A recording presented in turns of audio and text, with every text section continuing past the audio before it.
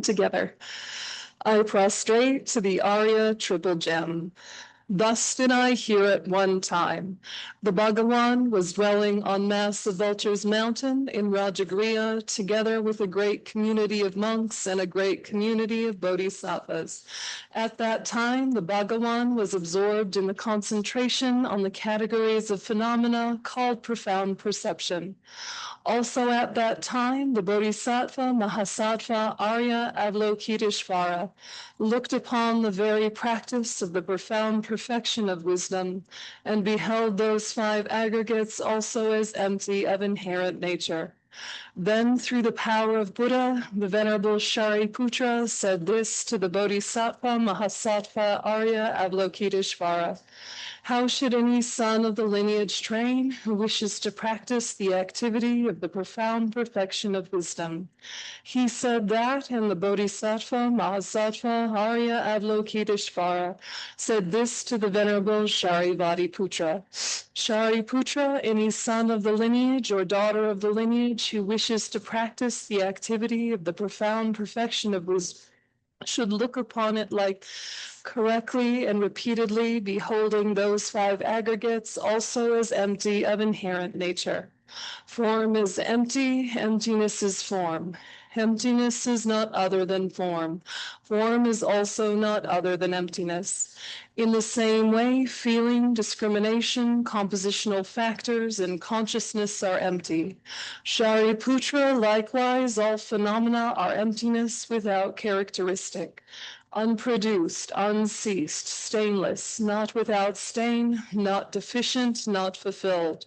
Shariputra, therefore, in emptiness there is no form, no feeling, no discrimination, no compositional factors, no consciousness, no eye, no ear, no nose, no tongue, no body, no mind, no visual form, no sound, no odor, no taste, no object of touch, and no phenomena. There is no I element, and so on, up to and including no mind element, and no mental consciousness element.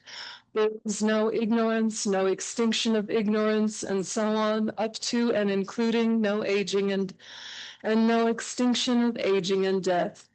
Similarly, there is no suffering, origination, cessation, and path. There is no exalted wisdom, no attainment, and also no non-attainment. Shariputra, therefore, because there is no attainment, bodhisattvas rely on and dwell in the perfection of wisdom, the mind without obscuration and without fear. Having completely passed beyond error, they reach the end point of nirvana. All the Buddhas who dwell in the three times also manifestly, completely awake to unsurpassable, perfect, complete enlightenment in reliance on the perfection of wisdom. Therefore, the mantra of the perfection of wisdom, the mantra of great knowledge, the unsurpassed mantra, the mantra equal to the unequaled, the mantra that thoroughly pacifies all suffering, should be known as truth since it is not false. The mantra of the perfection of wisdom is declared. Tayata om gate gate paragate parasamgate bodhi soha.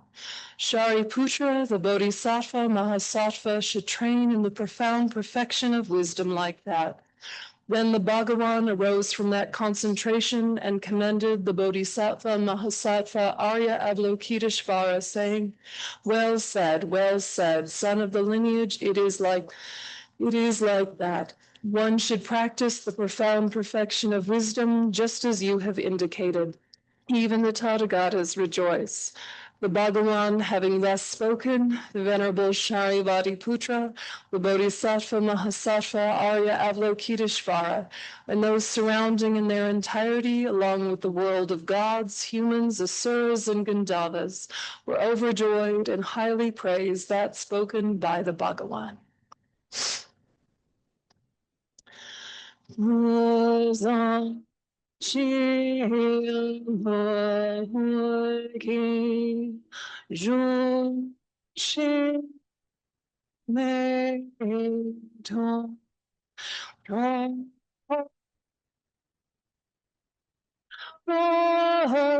Li Shi Ni Day Yen Padi Sam Ge Jia Hindu Mi Te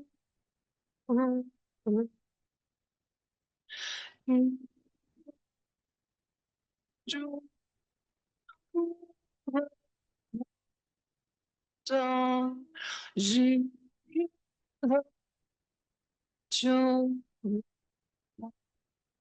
Sho Yedam Guru Mandala Kamiyataya Ni Sangeya Jodan Zongi Chunam Lai Jancho Manu Dani Gabzuji Dagi Junyan Yi Mezonam Yi Rola Benje Zange Juba Sho Sange Jodan Zongi Chunam Lai Jancho Badu Dani Gabzuji Nagi Chunyangi Pesonam Drola Benjin Sange Drupa Sho Sange Achuram Zogi Chunam La Jancho Badu Dani Gabsuchi Dagi Chunyangi Pesonam Hi Drola Benjin Sange Drupa. Let's let the motivation connect and deepen for a moment.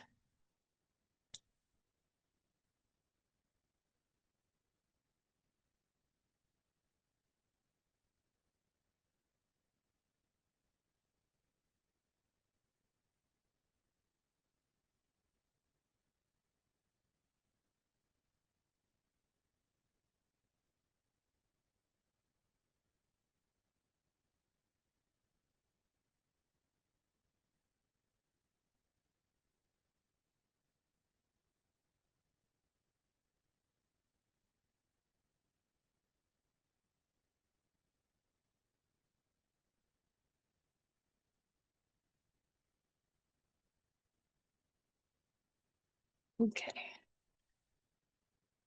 So last week, we talked a little bit about contextualizing the Buddhist path in terms of basis, path, and result.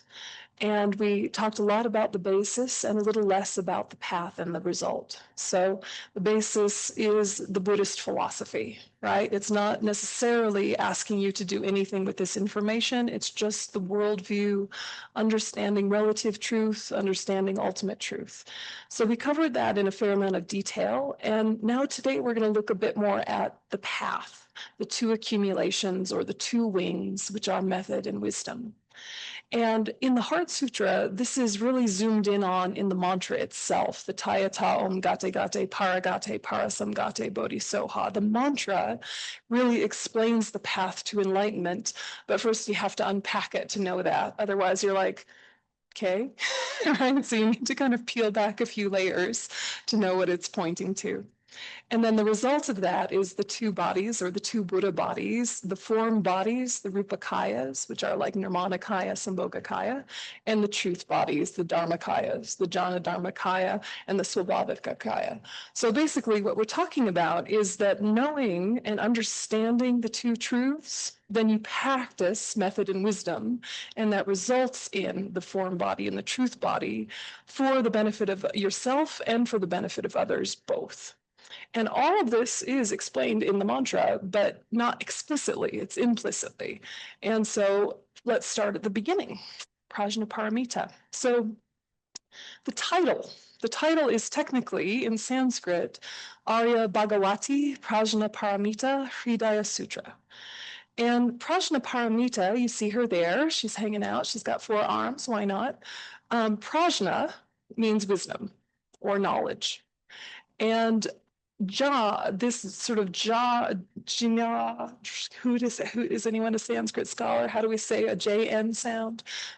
No Sanskrit scholars in the room. This kind of knowledge beforehand kind of is supposed to intensify, right? So the prefix pra and together with ja, together it's saying this isn't any kind of wisdom. This is special wisdom. It's kind of like a punctuation or an underline. And then param, the other side, and ita, gone, and hrid, heart or essence. Because in the Indian physiology, this is the place where the consciousness that pervades the body gathers. So the mind or the heart is here at the heart center or the heart chakra. And so here's where we want to be developing the very wisdom that will help us go beyond suffering and the causes of suffering to stable liberation and enlightenment. And so if we take this title, paramita or perfection of wisdom, we can look at it a few different ways. It's either that wisdom that makes you perfect, meaning a Buddha, or that which takes you to the other side, the resultant perfection, the other side. So there's a few different kind of angles to look at it from, but what we're really talking about is how to develop your own mental consciousness and how to really remove suffering and its causes, which all stem from that innate ignorance. So we see this Buddha, Prajnaparamita, the mother of all Buddhas, the embodiment of wisdom. But what we're really talking about is the potential of your mind to transform. What is born from your mind? So mother in the sense of what is born from it. And in Tibetan Buddhism, the wisdom side of the path has feminine characteristic, and the method side of the path has a masculine characteristic. And for all of us, whatever our gender is, we want to achieve that balance and that union within ourselves as an individual. So, essence of far-reaching discriminating awareness, the vanquishing lady surpassing all. That's kind of the long way of saying Prajnaparamita. And Dr. Berzin, he says far-reaching discriminating awareness rather than just wisdom. We're indicating a really specific type of wisdom, not just the general kind of intelligence that we're all working on developing. And so in the sutra itself, we talked last week a little bit about how the scene was set with these three main figures, Shariputra, Avalokiteshvara Chenrezig, and the Buddha himself. The Buddha's in meditation. Avalokiteshvara is the senior student. Shariputra is the junior student. Shariputra is asking questions, right? And so the Bhagawan, the Buddha, he was just sitting there in meditation, wasn't he? And he was absorbed in the concentration on the, quote, categories of phenomena called profound perception. So the Buddha's not speaking. The Buddha's in meditation. He only speaks a couple times in the sutra. And so what is he meditating on while Shariputra and Avalokiteshvara are having this debate or this conversation? What is he meditating on? So the profound refers to emptiness, the depth of which is difficult to fathom. And the appearance refers to the sublime wisdom that knows this profundity. Then the categories of phenomena refer to things like the aggregates and the constituents, the subjects which form the basis for emptiness. So this is an important thing to realize, that whenever we talk about emptiness in Buddhism, and I think most of you know this because you're old students, but when we talk about emptiness, we're talking about a specific characteristic or quality that all things have. We're not talking about it kind of like out of context or unassociated for the most part. We're talking about the emptiness of the flower, the emptiness of the Kleenex box. We're saying this is a characteristic that all things carry, the absence of independence, the absence of existing from their own side, the absence of existing by way of their own characteristics. And of course, this is most fundamentally important when you think of the self. The self has the characteristic of lacking inherent existence, of being empty of inherent existence. So if you say the self is empty, and you don't finish the sentence, you teeter on the edge of nihilism or fall right into it. You've completely missed the middle way, right? So in your mind, when you hear emptiness, add of what? Empty of what? Empty of inherence, empty of intrinsic. Even coarser, empty of independence gives you some flavor of it. Yeah. So the subjects that form the basis of emptiness are the things of our life. We say the aggregates and the constituents, and you're like, what are these words? We don't use these words conversationally. But what we're talking about is like people, right? And stuff, right? And stuff that happens, and stuff we use. We're talking about life is what we're talking about, that everything, single aspect of life and people and interactions is absent of this quality that they seem to have. So we need to remember that appearances are deceiving. The appearance is that everything is inherently existent. We might have never used that word in our life, but nevertheless, that is the default appearance that we all have under the influence of ignorance. So the appearance is that things are just as they seem, unquestioned, divorced from context. This is a wooden floor from its own side. What's more, it's a good wooden floor. It's the good wooden floor of the Gompa. All of these layers and layers of labels seem self-evident. But to be able to call something wood, you have to contrast it with something like metal. To be able to say the floor, you have to contrast it with something that is not floor, like the ground underneath it or the air above it. To say the floor of the Gompa, you have to understand what a Gompa is. Is it a wooden floor to an ant? Right? So what we're trying to understand is that there's a very easy way to approach this kind of deeper wisdom reality, which is understanding context, and parts are a huge, how to say, context and parts are something that we already understand, and it's almost like we actively ignore because we're trying to save time and because the mind likes patterns.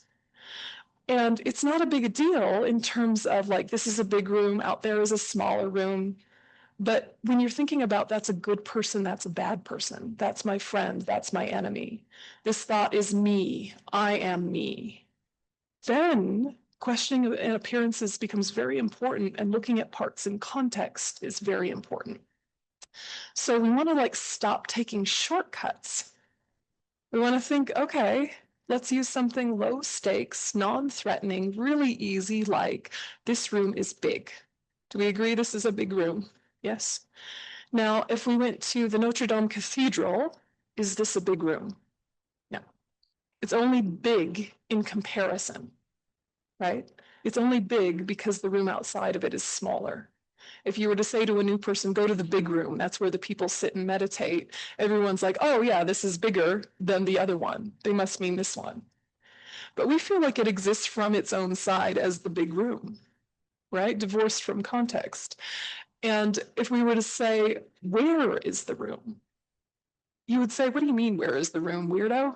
And you'd point. But what would you be pointing to? A wall, a window, the doorway, the holy objects, the lights? You'd be pointing to a part. The part is not the whole. Where is the room?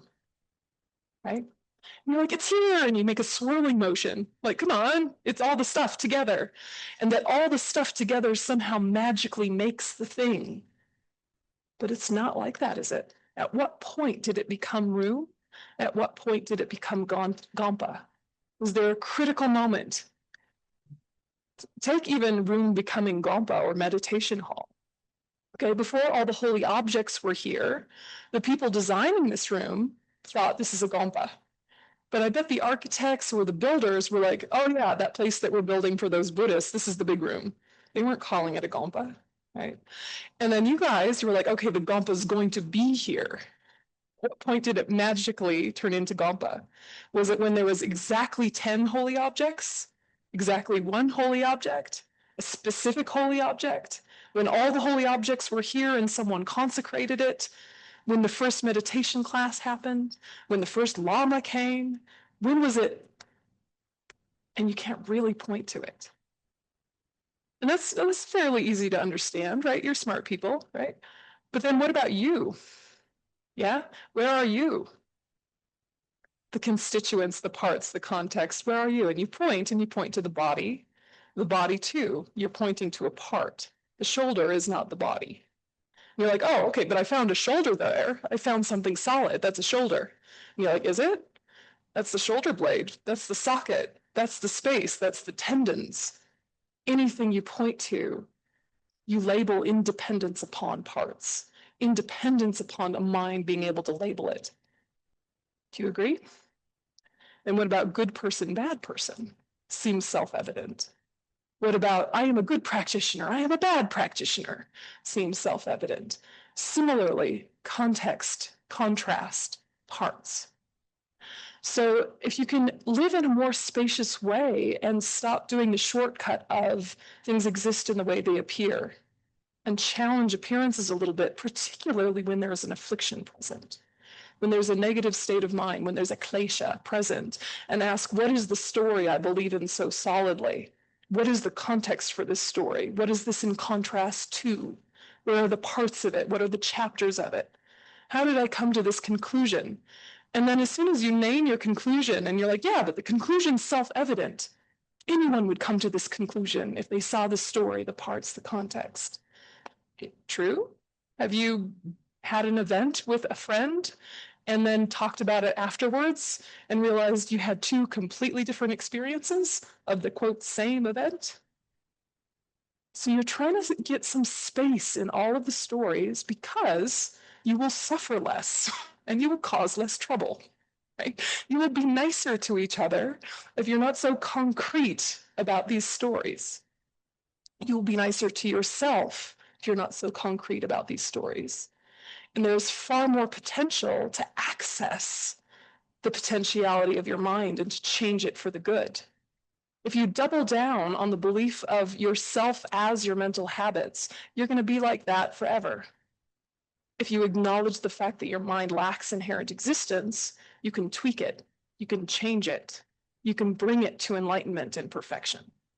So the Buddha was meditating on this, quietly with no words, causing no trouble, sitting there being inspiring, and also not being so arrogant as to say, I'm the only one that can do this. You poor fools, try and meditate, but I'm just going to be here living my best life, enjoy the mountain view. No, he was meditating and his students were talking about what is he up to? How do we do it? And the senior student explained and the junior student went, okay. And at the end, the Buddha said, yeah, like that. Proceed. Yeah. So all of us can do this, but it takes a little bit of organization of thoughts to not just let thoughts do whatever they want, to start to be curious about where they came from and what you can do with them, to impose self-directed evolution, because we can, and what an amazing characteristic of mind that we can, that it's trainable, but only if we decide to. Yes. So also, I'm not going to do this for the whole sutra, but I think it's really interesting to know that every single word in the Heart Sutra can have a commentary. So the word also means Lord Buddha wasn't just meditating at that time, means everyone was seated. This is what's called like a word commentary. And if you ask one of your visiting lamas who's here for a longer period of time, I really recommend you ask him, give a word commentary of the Heart Sutra. And it'll go, okay, thus did I hear at one time. Thus means this. Did means this. I means this. It's fascinating. But really what we're talking about is the way to understand sutras from the Buddha in general, because some of them are words spoken by the Buddha, some of them are words blessed by the Buddha, and there's a way of finding that out that's built into all sutras. So it really helps you feel like this was real life for people 2,600 years ago, and it's real life for people now. These are things that were trainable then for people. They were not magic people then and non-magic people now. They had potential, we have potential. And someone very advanced explained these things well, but he's not the only one that did or the only one that could. But might as well listen, because why reinvent the wheel? So Bodhisattva Mahasattva, Arya Avalokiteshvara. We're talking about Chenrezig. We're talking about the Buddha of compassion. We're talking about perhaps His Holiness the Dalai Lama, right? Back when he was pretending to be a bodhisattva, even though he was already a Buddha. So what's a bodhisattva? Right? We say it loosely in Dharma centers, like, oh, you're such a bodhisattva, like when someone brings us a cup of tea, but like bodhisattva is a big deal, right? It's like a significant mental shift. It's a significant pathway awareness, which means you have uncontrived aim for Buddhahood. All of your thoughts are colored by the wish to become enlightened for the benefit of all sentient beings. You don't have to stop and think about it first. You don't have to set your motivation like we did at the beginning of this class. It's just your default way of making any choice, of having any thought. And that is a huge deal, to be living in that altruistic intention always. And then, yeah, make a cup of tea, but really it's a deeper reason. And so in order for it to become uncontrived, it has to start as contrived, right? In order for something to become perceptual, it usually starts conceptual. You have to think something into stability. Does it make sense? You have to think something into stability. You have to become clear about it. You have to become specific about it. And then you need to repeat it again and again, and it'll stick. We've done this with a million things that are boring and worldly, but let's do it with bodhicitta, and that will inform every other thought. And what a delight that will be.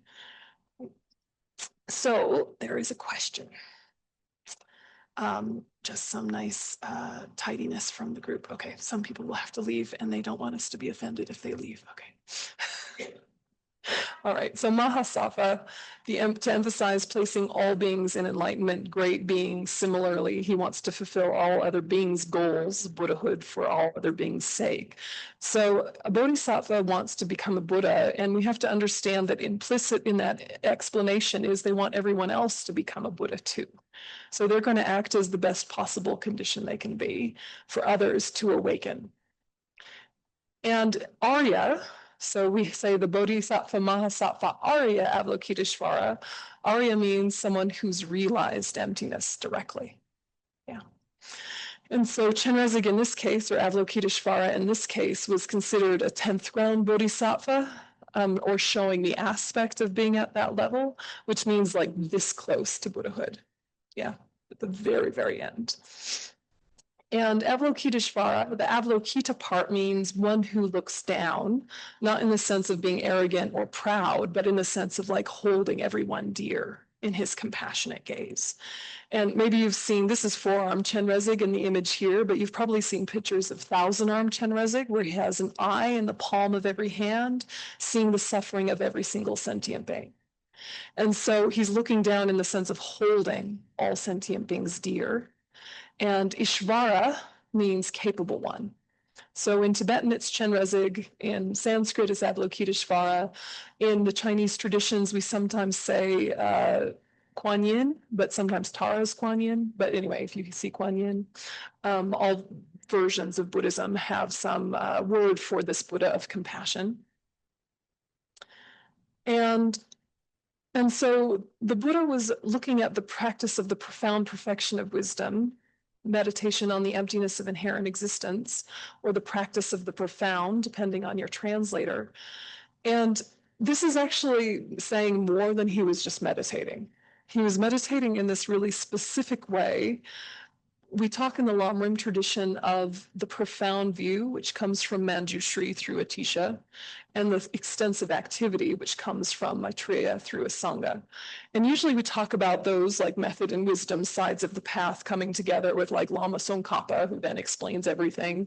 But here they're conjoined to show that there's a union between acting like a bodhisattva and thinking like a bodhisattva.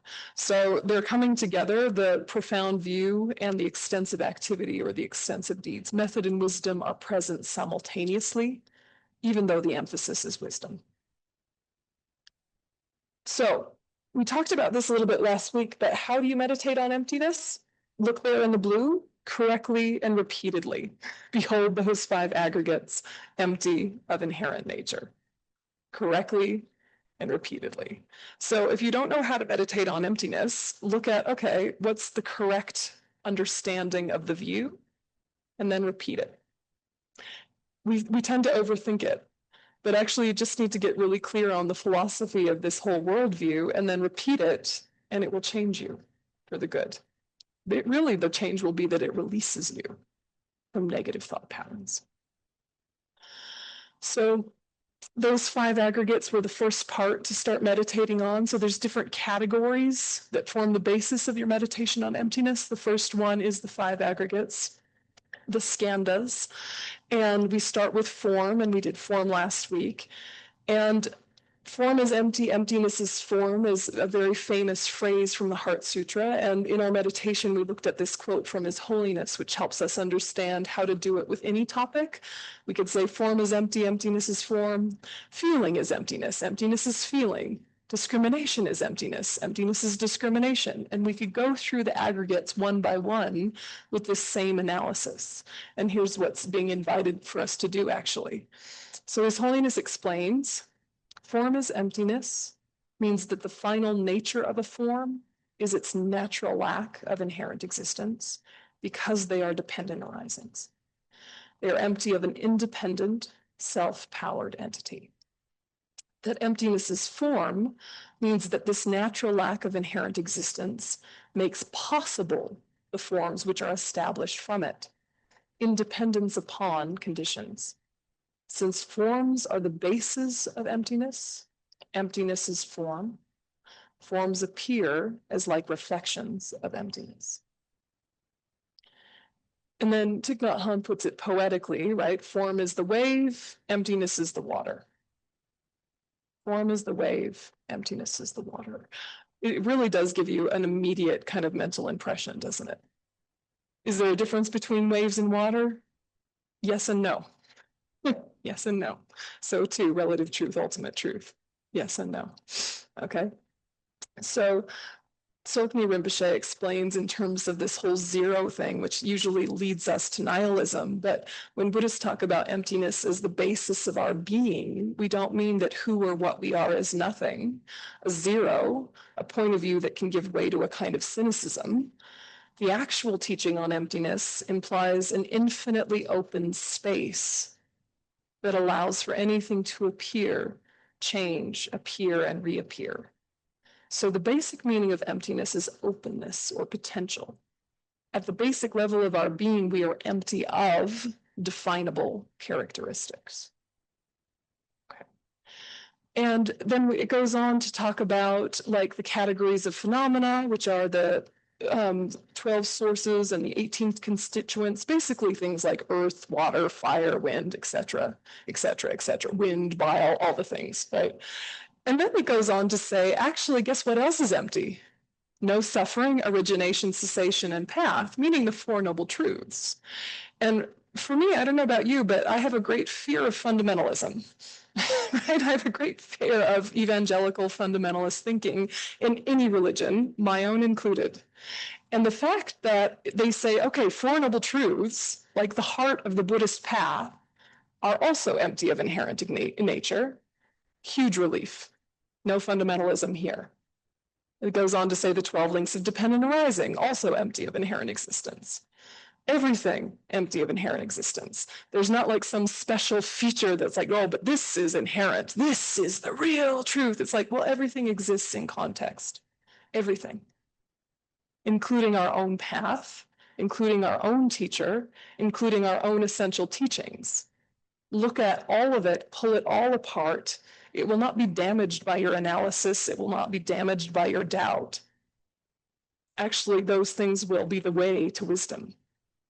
Pull it apart.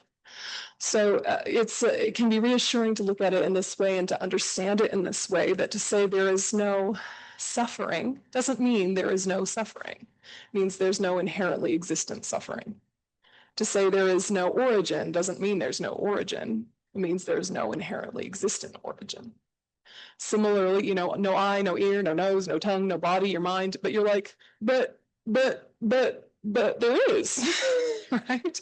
And it's not saying there is no eye, no nose, etc. It's saying there's no inherently existent eye. Where is the eye? Like right there. Like, nope, that's that little tear duct. Okay, there. No, that's a cornea. There. Nope, that's a pupil. There is no inherently existent eye. Right? And how is sight formed? And so it goes into the things that need to come together for there to be the experience of the senses. There needs to be forms out there. There needs to be an eyeball. There needs to be an eye sense power. There needs to be an eye sense consciousness meeting with form. And then there is sight. And then how you label what you see is informed by your past, your associations, your karma. So if I see this color blue of the carpet and I think that's beautiful blue, It's because of everything I bring to this moment. And someone else can say this is a horrible color blue and be equally correct from their perspective. And then even to say blue, and then even to say carpet, etc. And yet we can still have opinions, right? And we need to have opinions, otherwise there's no forward motion. Otherwise we live in a dissociated state.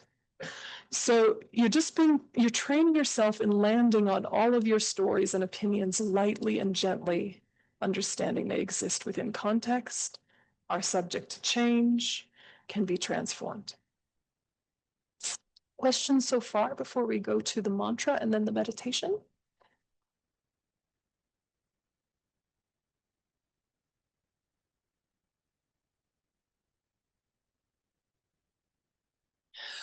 Someone in the room pre-microphone says, can I repeat? Can I repeat? All of our opinions are to be touched on lightly. Lightly, yes, to understand within a context. Yeah, to be understood as transformable. Yeah, and that's the key piece, is that to say that's a nice blue carpet is not like a problematic thing. Yeah, we're not starting wars over a nice blue carpet. But if you say that is my nice blue carpet, there is a room for some tiny war. Inherently my beautiful blue carpet, right? Or the centers, and I identify as the center, right? Like, what if someone took all of our blue rugs and burned them? You know, it means something to us. This is the property of our temple. This is something that we sit on to meditate. It has significance, it has value, and if someone were to take it and destroy it, that would have meaning to us. And it would have more meaning if they took the holy objects and did the same thing. And it would have even more meaning if they did that to a member of our community. And so we're not challenging ethics, the ethics of non-harmfulness. We're not challenging the baseline opinion, which helps us navigate through life and develop loving kindness and compassion and care for each other. What we're saying is there is always more to the story. And it's making the story too simple, too black and white, is what gives room for the afflictions to flourish, for divisiveness to increase. Do you understand? Then if you understand, do you agree? You don't have to. We are open to debate.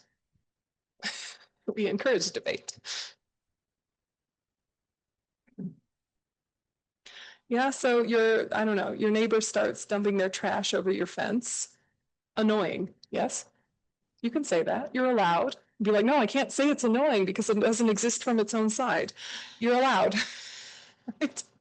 And to know even something very simple psychology of if someone's dumping their trash into my yard, they're not well, right? Something's up with them.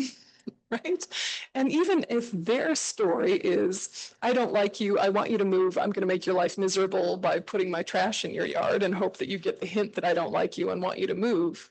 Even if that is their story, you can know that that story has a greater context of why are they feeling upset by my present? Why are they upset by me being here? What is the greater story that they're bringing to this moment? You know that they're full of it and very confused and very unwell. But if you take everything personally, then immediately there's a fight, right? Immediately there's a fight. And it doesn't mean you can't eventually call the city and be like, you know, my neighbor keeps doing this thing with the garbage. Could you tell them to not? Right? After you've had your series of transformative conversations and conflict resolution strategies and tidy, well-articulated letters and homemade baked goods, and you've done all your due diligence of trying to be a good neighbor and it's still not working, yeah, call the city and be like, this guy, can you stop it? Or you make peace with it, sure. But the thing is that we keep allowing our stories to steal our peace. And if our peace is stolen, our creativity is squashed. Our ways of developing problem-solving skills are diminished. We suffer more the more we believe in the concreteness of our story. And the same is true of a good story, right? This neighbor always looks after everything on the street. They're part of the neighborhood watch. They know if there's anything wrong, I can leave my doors unlocked because of my beautiful neighbors. I don't have to worry about anything because of my beautiful neighbors. And what's more, they bring me freshly cut flowers And what's more, they do this and they do that. And you have this whole story of this is a good, wonderful neighborhood because of these good, wonderful neighbors. That's fine. That's beautiful. And if you make it too concrete, there becomes a neediness, there becomes a tightness, there becomes a fear of it changing. You open yourself up to losing your peace. So it's like, yeah, good neighbors, bad neighbors, we can have these opinions, but just soften the edges, land more lightly, and remember there's always a bigger picture. And emptiness is understanding that everything has such a big picture, to even call it a picture is an exaggeration. Yeah. And so you go into this idea of zero in the wholeness way, not in the absence way, even though emptiness is a non-affirming negation. We're talking about a space of infinite possibility, like a womb, not like outer space, cold, right? And so again, this is why we say Prajnaparamita, the mother of the perfection of wisdom, because a womb is empty, but there's the potential for life. Yes? So this kind of emptiness, potential space. This is what our mind has the characteristic of, and it's really good news. Are there other thoughts? Yeah, could you pass the mic?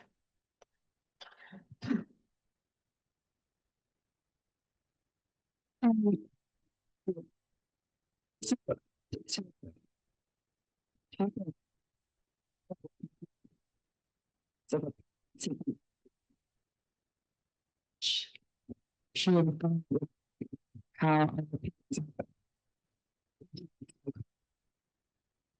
to go for example, trash into a this is a action result and what so so forth. So of calm.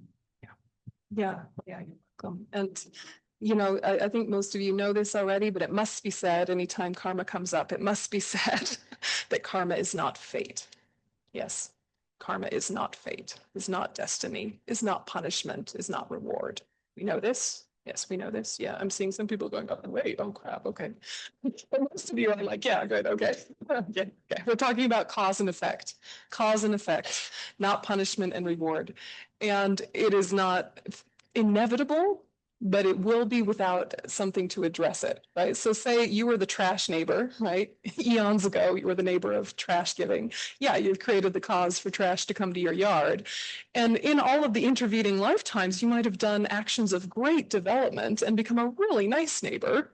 And then you're like, why is this neighbor so crap? I'm a nice person. Forgetting that we weren't always a nice person and we may not always be a nice person. We are subject to change and progress is not linear. We could just as easily backslide, right? We could get worse, right? We could get better, we could get worse. The mind is trainable, right? But if we are experiencing the difficulties of life as how could this happen to me? I'm nice. It's like, well, that may or may not be true, but say it is. Say it is, you are nice. You weren't always. And it's, you know, it's interesting to kind of sit with that a little bit and wonder about it because one of the things that blocks compassion is to think, how could someone do such a thing? I just don't understand why they ... And it blocks our compassion. If we do understand why they, even if we would never do it at this stage in our development, even if we don't agree with it, even if we need to do actions to prevent it, our compassion is accessible if we're like, yeah, I understand why they ... afflictions and suffering, right? There are details specific to each event, but we know that really the reason why they is afflictions and suffering, all of it born from ignorance. Yeah, please go ahead.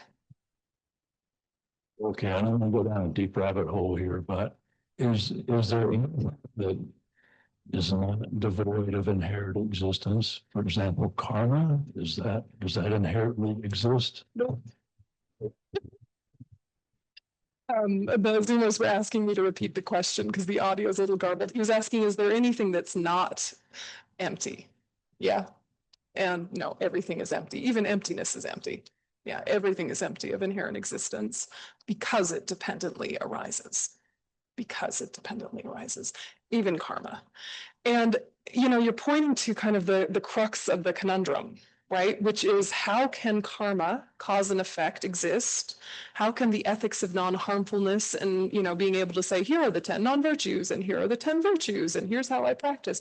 How can all of that exist in light of things lacking any inherent existence? And this is the middle way that we need to touch, is that to be able to say this is good and this is bad is an important part of developing ethics. And at the same time, to be able to say there is no inherently existent good and no inherently existent bad. And yet I will try to do good and avoid bad.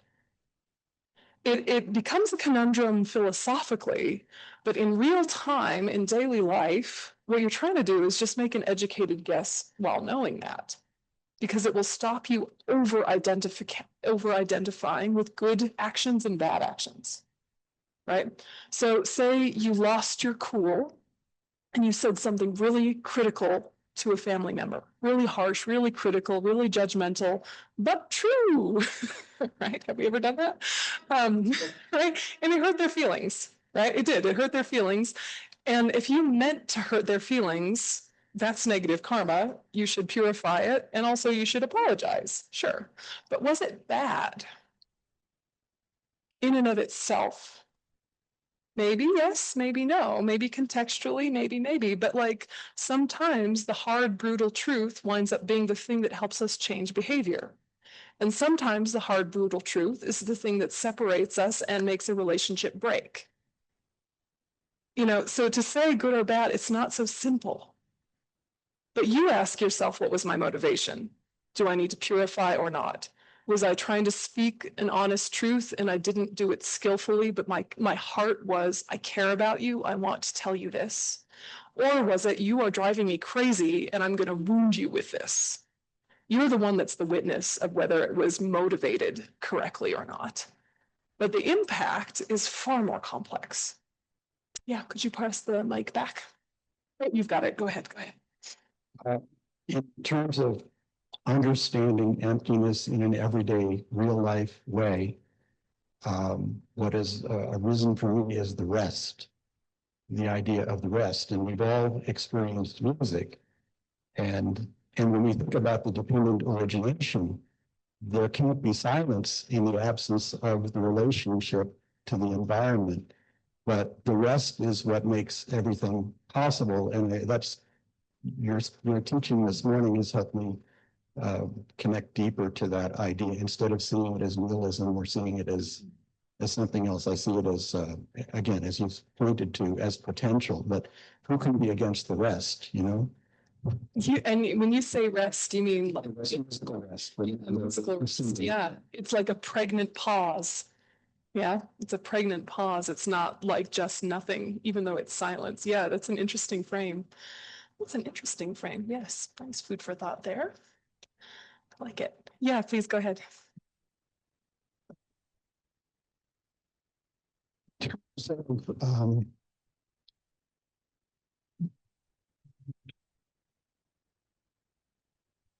terms of thinking about it seems like emptiness nullifies all the good stuff that we like, and the way I deal with that is that emptiness is not empty. Emptiness is the source of radiance. And what we're really after is the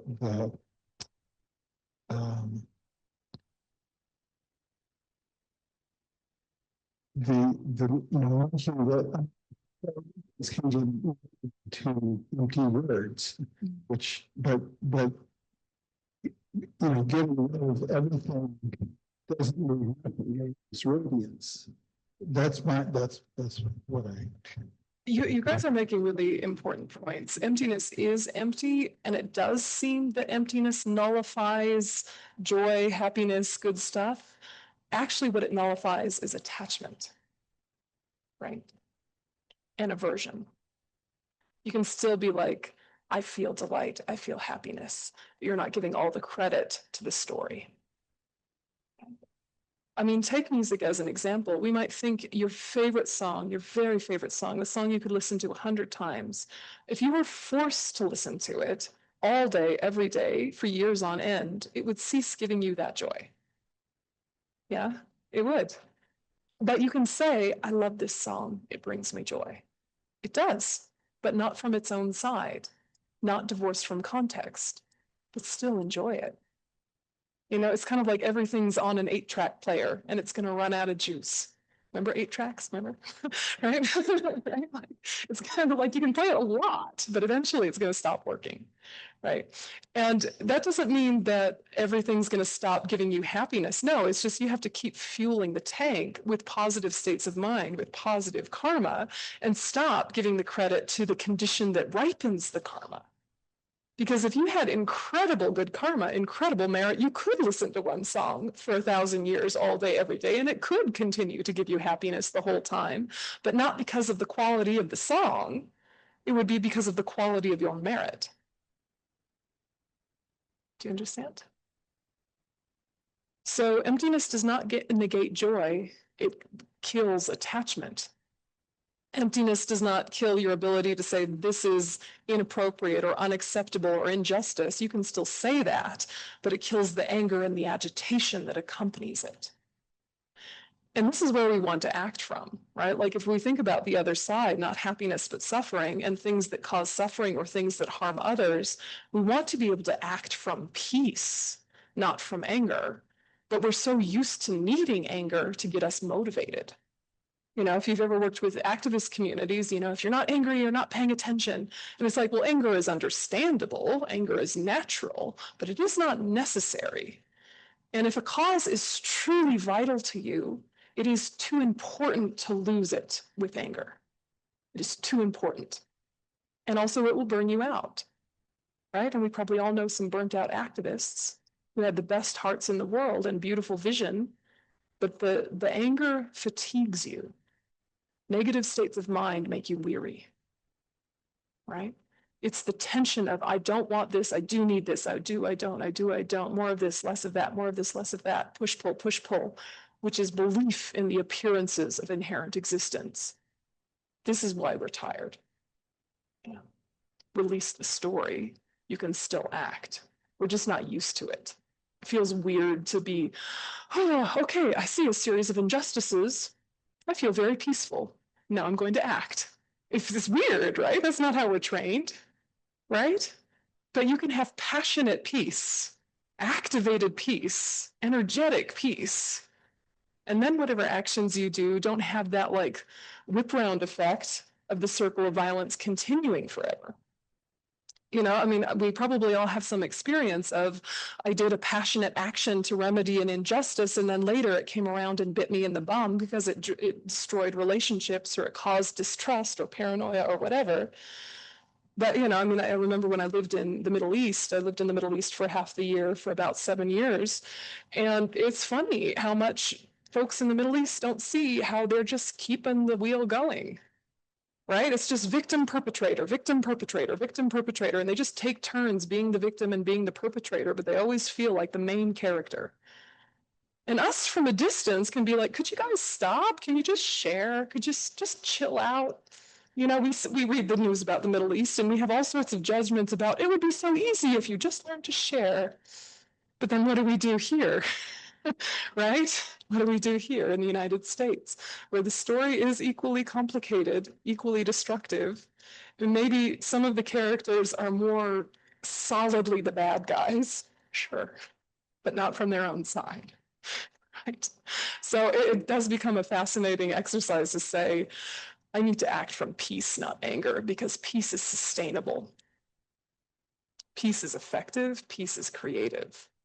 The problem with peace is that it usually leads us to complacency. If you make your peace with something, then you stop acting. And this is why we need bodhicitta, right? There's even a description in some of the Buddhist literature of the extreme of peace or the extreme of nirvana, where you're not suffering anymore. You wish everyone well, but you're not doing anything proactive to help. right? So you don't have destructive self-cherishing, but you still have self-cherishing. It's like, well, I'm fine. I wish you all the best. I won't hurt you, but I'm not going to help, right? That's the extreme of peace. We don't want that, but we do want to act from peace, but peace can join with altruism, right? Okay, so we're just going to look at this beautiful mantra, Tayata Om Gate Gate Paragate Parasam Gate Bodhisoha, and then we'll do the meditation. So there's this whole section towards the end of the sutra where it says the mantra of great knowledge, the unsurpassed mantra, the mantra equal to the unequal, the mantra that quells all suffering. It is true because it is not false. And you might think, what's all the advertising about? Like, I'm sold, I'm sure it's a great mantra. What? Right? Like, enough, we get it. And each one of these statements is actually expressing a particular quality or characteristic. So it's not like the advertising to try and like sell you on saying it. Although it kind of is, but not like this, right? It's kind of like, this is the best mantra there could ever be, on discount until the weekend. No. Okay. So the mantra of great knowledge, this means the opposite of the ignorance that binds us to samsara or binds us to cyclic existence, these patterns of neurotic thinking in life. Through this knowledge of wisdom, one destroys the three poisons of ignorance, attachment, and anger. The unsurpassed mantra, this means the path of seeing. There is no greater method than the perfection of wisdom for saving one from the extremes of existence and peace, or samsara and nirvana. Mantra equal to the unequaled refers to the path of meditation. So the state of a Buddha is unequaled. There is no state higher. Continuing to practice, repeatedly meditating on emptiness, to its conclusion, one achieves this enlightened state. Then it quells all suffering. This refers to the path of no more learning, where all manifest and latent suffering is completely destroyed. It is true because we're talking about ultimate truth. Right? Remember, in the basis, there's ultimate truth, relative truth. We're talking about ultimate truth. It's manifest. So, for example, in an Arya Bodhisattva's single-pointed equipoise focused on emptiness, only truth appears. Not false. Within the perceptual realization of emptiness, there is no grasping at the conventional, i.e., aka deceptive truth. Okay, so then there's the Tayata Om, which just doesn't get enough airtime. The poor Tayata Om just gets ignored, and we just look at the Gate Gate Paragate Parasam Gate Bodhi. Poor Tayata Om. So just quickly, Tayata, in the shortest possible explanation, is just, it is thus. It is thus. So you'll hear a lot of mantras start with Tayata, and it means if you want to become a Buddha, do what the rest of the mantra says. It is thus. There's actually many, many layers of profundity in just the word Tayata. There's whole commentaries and books written about this one word. But briefly, it is thus. If you want to be a Buddha, do these things. Om, what does Om mean? I bet you guys know. Give me an Om. You totally know what Om means. Come on. No? You're like something about Buddhahood, something about good vibes, which is true. Which is true. Om is 3 syllables, A-uma, Om, referring to enlightened body, enlightened speech, enlightened mind. Yeah, or Holy Vajra speech, Holy Vajra mind, Holy Vajra body, these 3 coming together. So basically, Om refers to fully actualized Buddhahood, fully actualized enlightenment. Yeah, Om.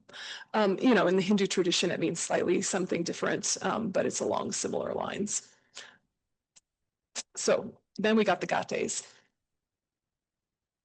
So the 5 paths are really referenced by gate, paragate, parasamgate, bodhi, right? That's path of accumulation, path of preparation, path of seeing, path of meditation, path of no more learning.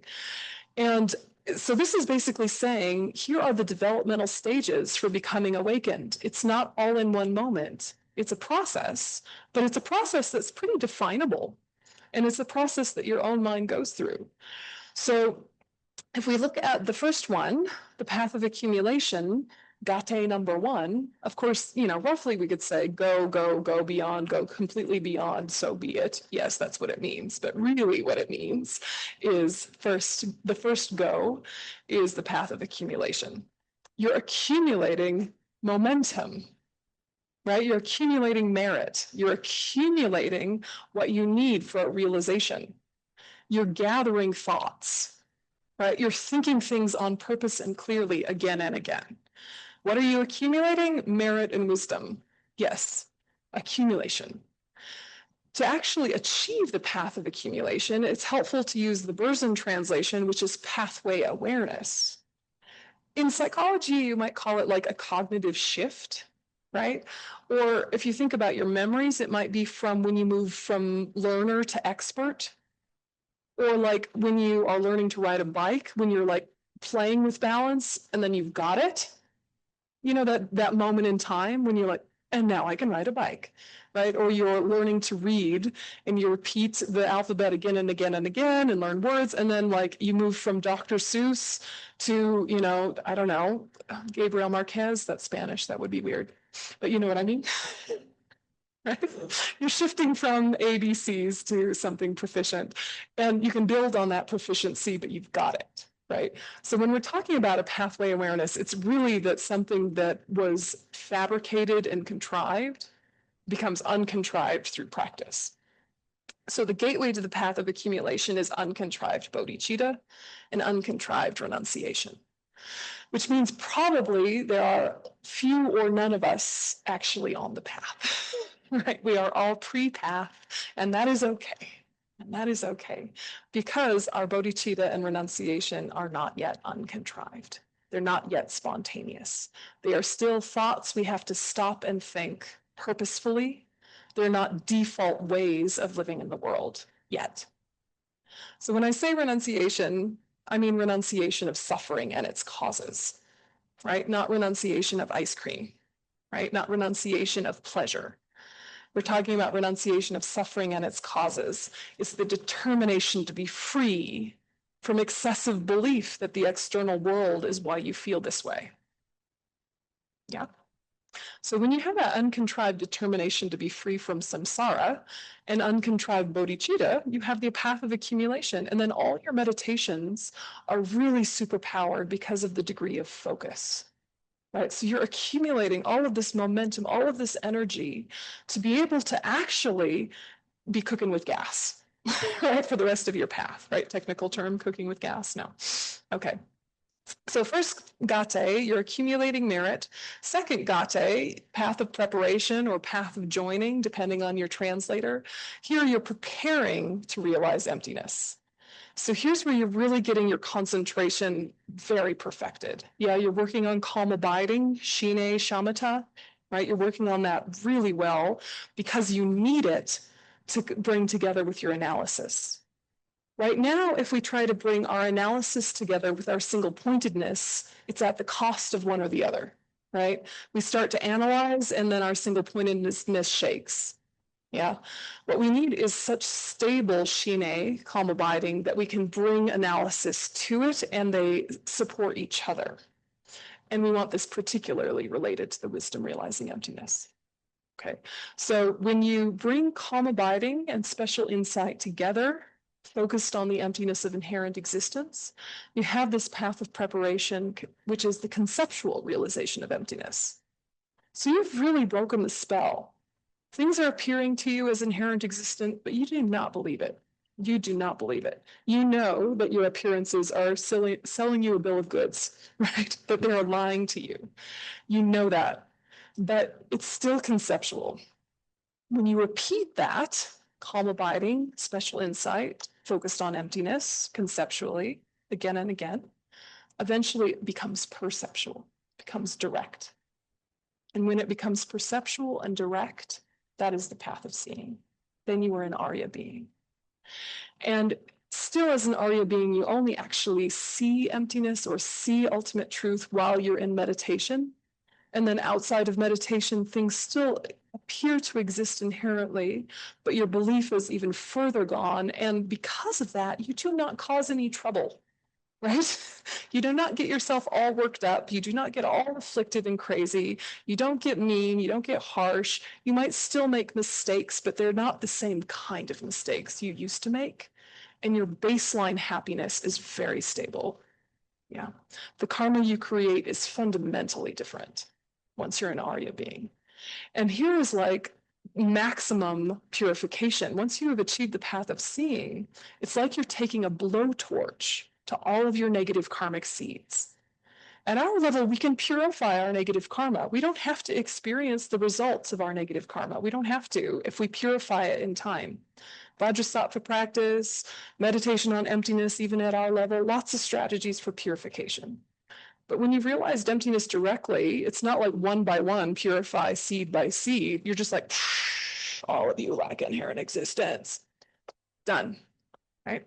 So every time you meditate on emptiness, you're just purifying eons and eons of negative karma until eventually you achieve the path of meditation. And actually, the path of meditation happens pretty much the second time you meditate on emptiness, right? First time you meditate on emptiness directly, that's a really good day. Then you've got the path of meditation. That is not one day. That is many days, many years, perhaps many eons. Okay, so in terms of duration, the duration of the path of accumulation is variable, path of preparation variable, but path of seeing is just one session. It's the session that you've got it. And then all your subsequent sessions are the blowtorch sessions. Yeah. And when you're meditating on the path of meditation, there's all of these kind of incremental developmental stages. For those of you that are scholars, you know that we're talking now about the 10 bhumis or the 10 grounds. And on each of these grounds, there's significant cool things that happen, and you're able to emanate more and more bodies and benefit more and more beings, and it's all very cool. But you're not a Buddha yet. Right?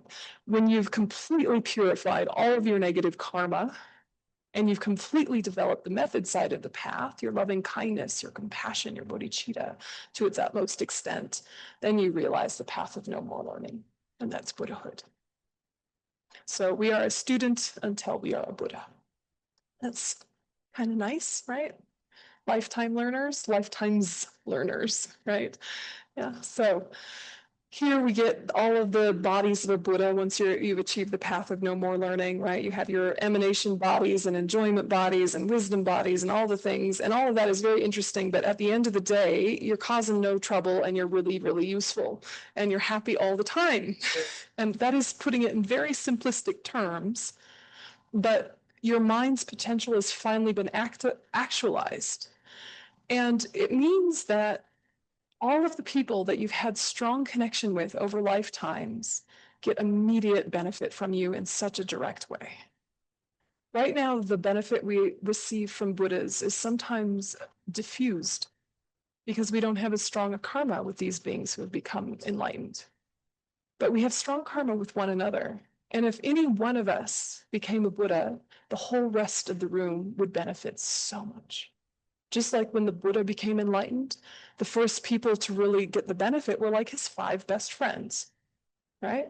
His 5 best friends immediately leveled up their realizations. As soon as they saw him radiant in glory, and they're like, oh my gosh, you're eating food. You're not allowed to eat food. We were fasting, but you're so glowy. But you eat soup now. Right? Remember, he went to the ecstatic extreme, right? He went to that extreme of like total deprivation, all the fasting, all of that, but he didn't have the strength for his final meditation until the sweet little girl offered him a meal. Then he perked up and had his final meditation before enlightenment, right? So his friends were like, oh, slacker, right? But they couldn't ignore the fact that he looked amazing. He was so shiny. And then they were like, all right, what have you been meditating on? And he was like, you guys. And then they all leveled up very quickly, and most of them got enlightened very quickly after. Yeah, and then guess who else? His wife, his foster mother, right? His best friends, like all of these people in his life immediately got into the path, loved the path, had huge realizations on the path. So when you hear the Buddha's story and how the Buddhas benefit all sentient beings, the sentient beings we're talking about are our friends and family. And yes, all sentient beings, but we don't have the same karmic connection with all sentient beings. So who needs you right now and would benefit from your development right now? right? There are so many people that could use us to level up. It really could. It really could. So when you're looking at the mantra, Tayatam Gate Gate Paragate Parasam Gate Bodhisoha, hear it as developmental stages. Okay. So we're going to do the meditation. And so we'll recite the Heart Sutra up until the mantra, and then we're going to add the visualization that we did last time and really spend some time with that mantra. Okay. All right. So meditation posture.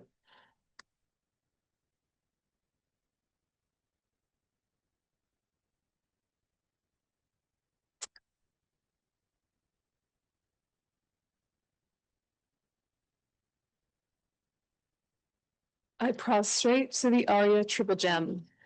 Thus did I hear at one time. The Bhagawan was dwelling on massive Vulture's Mountain in Rajagriha, together with a great community of monks and a great community of bodhisattvas. At that time, the Bhagawan was absorbed in the concentration on the categories of phenomena called profound perception.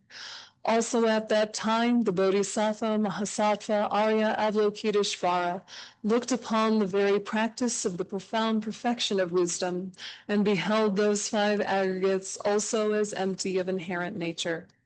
Then, through the power of Buddha, the Venerable Shariputra said this to the Bodhisattva Mahasattva Arya Avalokiteshvara.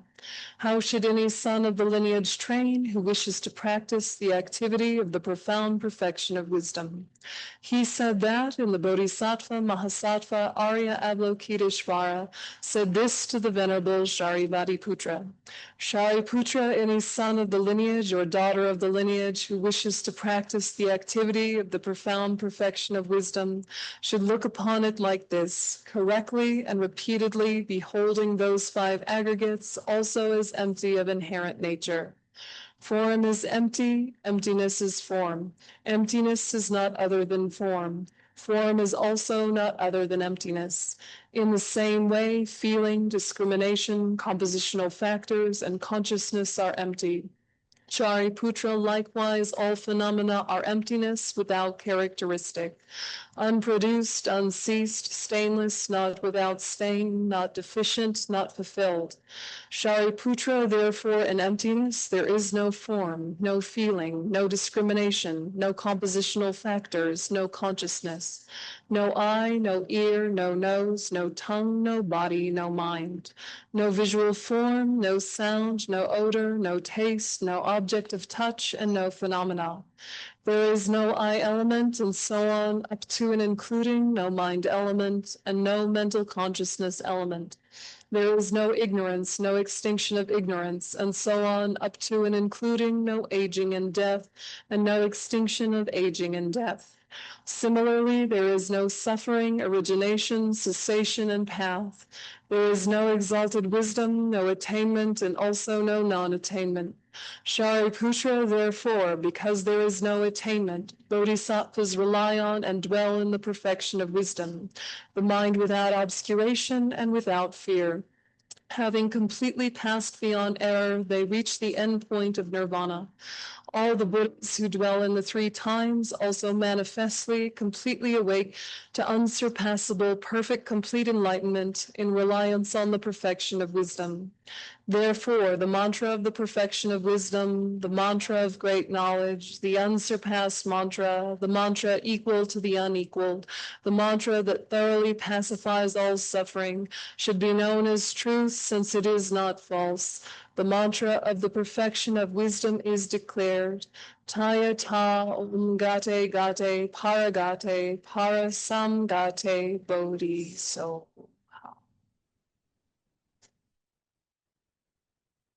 And so now visualize in the space in front, Shakyamuni Buddha, golden in color, one face and two arms.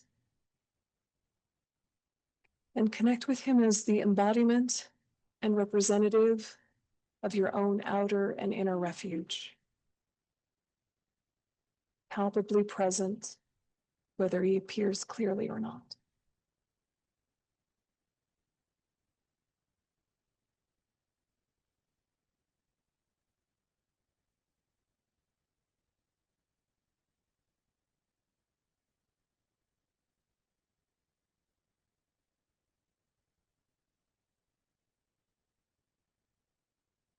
And then visualize Prajnaparamita at the heart of Shakyamuni Buddha and connect with her as the embodiment and representative of outer and our own developing inner wisdom.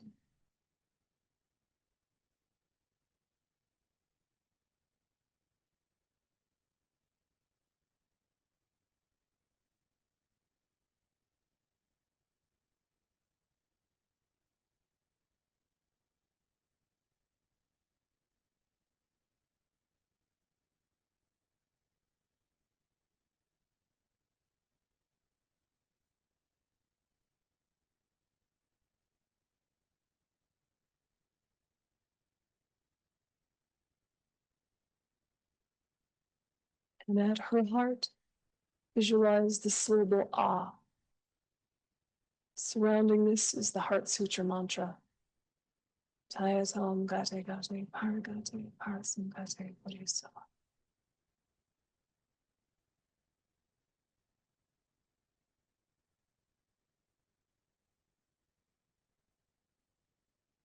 Three concentric images, all made of light. Method, wisdom, the whole path.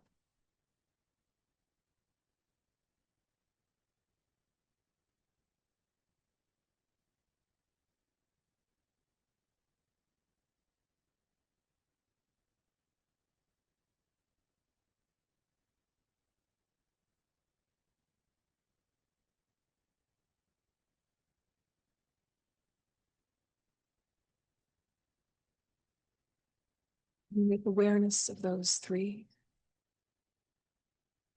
then think infinite light emanates from the mantra. Oneself and all sentient beings gaining the realization of emptiness as we say the mantra together. Ayata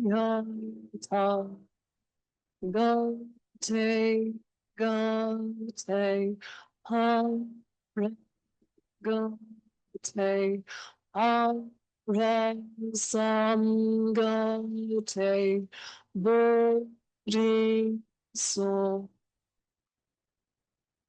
Tanyata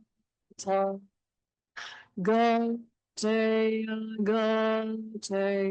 Hare Gate Samgate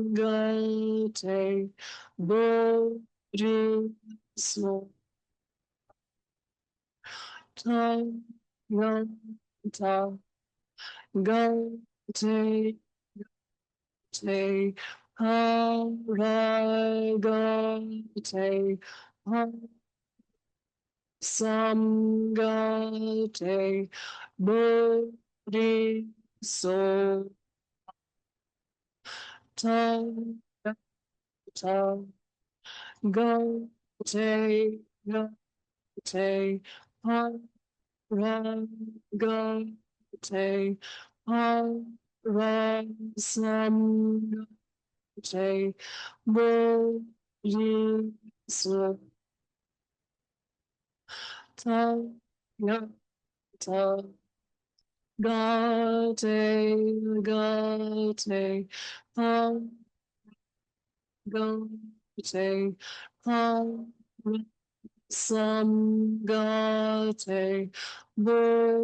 Bodhisattva Yata Gate Gate Gate Samgate Bodhisattva Yata Gate Gate Gate Samgate Bodhisattva.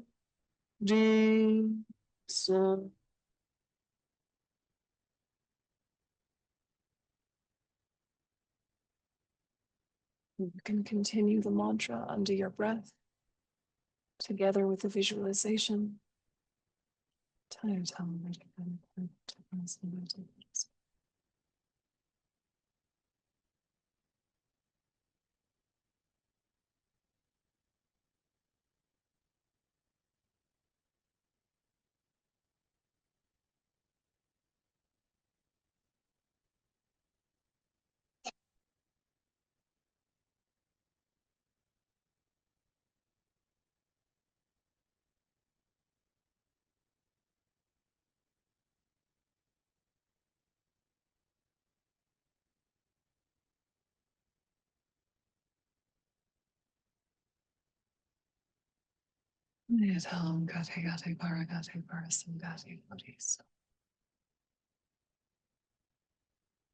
And so think that the mantra dissolves and absorbs into Prajnaparamita,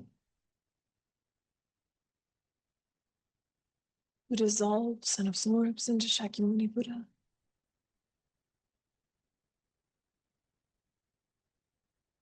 who dissolves and absorbs into you, blessing your body, speech, and mind.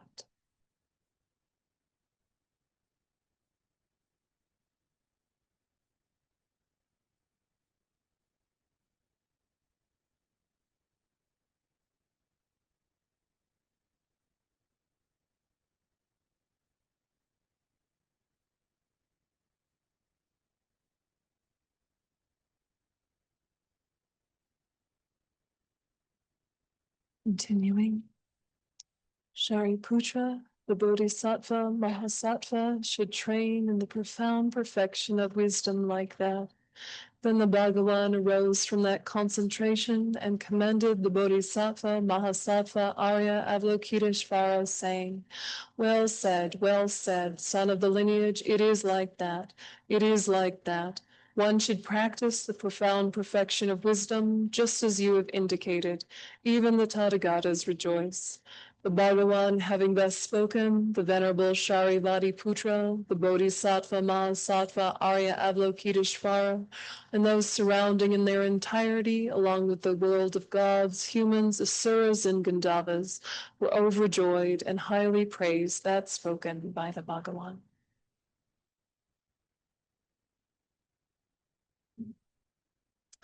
Okay. Any questions?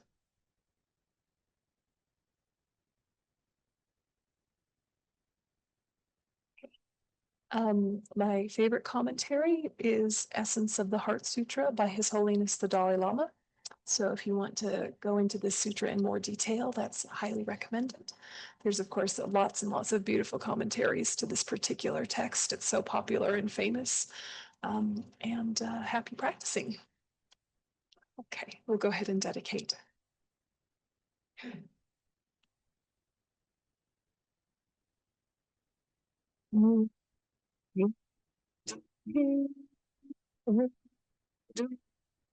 Dong la la sangye dro gyo de dro ha chi kyang ma ha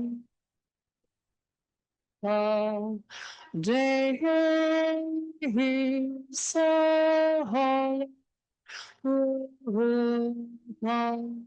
show John to Sanjorim Boshe Make Panan Ke Yuachi Ke Banyam Bame Bayang Gone Yon Du Pao Show Nari Rawe Kowe Shinkan Dear and on Deo Malu Jue Ane Janre Zilan Danzi Gatsoi Shape Site Badu Tengu Chi.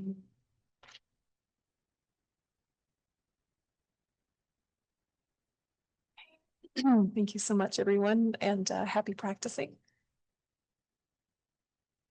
Thank you.